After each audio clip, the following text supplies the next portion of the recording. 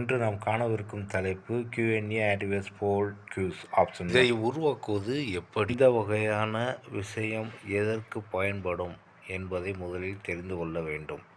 நம்ம ஒரு வீடியோவை கிரியேட் பண்ணுறோம்னா முதல்லையே சொல்லியிருக்கோம், நம்ம வீடியோ ஆன்லைன்லேயே பண்ணிக்கலாம், நெட்வொர்க்கு க்ளோஸ் பண்ணுறதுக்கு டேட்டா சேவர் ஆப்ஷனை க்ளோஸ் பண்ணி வச்சுக்கலான்ற மாதிரி ஆப்ஷன் சொல்லியிருந்தோம்.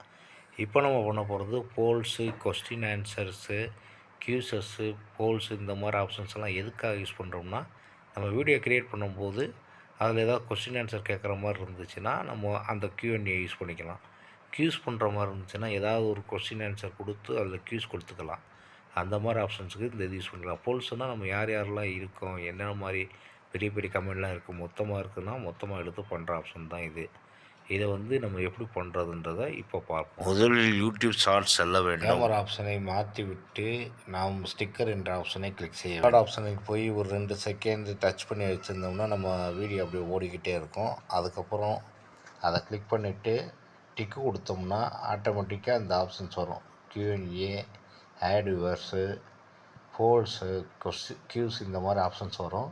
இந்த ஆப்ஷனை டச் பண்ணும்போது Q&Aனால் நம்ம ஏதாவது கொஸ்டின் ஆன்சர் கேட்டோம்னா அதில் எஸ் ஆர் நோன்ற ஆப்ஷன் கொடுக்குற மாதிரி இருக்கும்.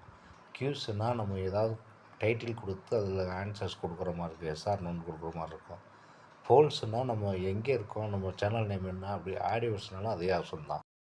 இது ஒரு நியூ ஆப்ஷன். இதை க்ளோஸ் பண்ணும்போது நம்ம அடுத்தடுத்த டெக்னாலஜி விஷயங்களை தெரிஞ்சுக்கிறதுக்கான ஆப்ஷன் ஆகும். இதுதான் ஷார்ட்ஸில் நம்ம Q&A, போல்ஸு, ஆட் வியூவர்ஸு இந்த மாதிரி ஆப்ஷன்ஸை யூஸ் பண்ணுற மெத்தட் ஆகும்.